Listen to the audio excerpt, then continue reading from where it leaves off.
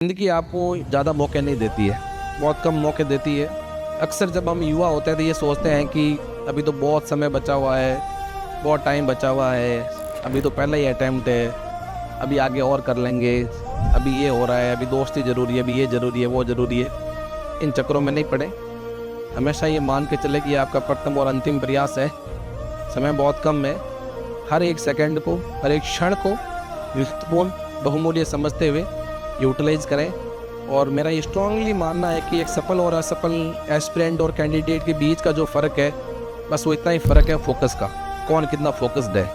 IQ मैं नहीं मानता हूँ कि किसी का आईक्यू 20 है और किसी का 200 है। ठीक, आईक्यू लगभग सबका जो है 80 से लेकर 120 के बीच का ही होता है।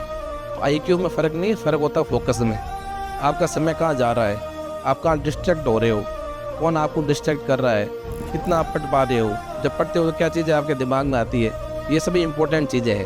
एट द एंड वही चीज़ें मैटर करेगी कि आप कितना फोकस रह पाते हो। है ना, एक जो बल्ब होता है ना, येलो बल्ब जो घर में रहता है, तो उसकी लाइट आती है स्कैटर्ड होती है, बिखरी हुई होती है। एक लेज़र बीम से जो लाइट निकलती है वो इतनी स्ट्रॉन्ग इंटेंसिटी और फ्रिक्वेंसी की होती है कि वो हीरे को भी काट सकती है।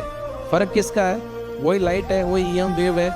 फ़र्क सिर्फ किस चीज़ का है कि फोकस जो है कहाँ ज़्यादा है और कहाँ कम। आप भी लेज़र बीम बने लाइफ में, येलो बल्ब ना बने।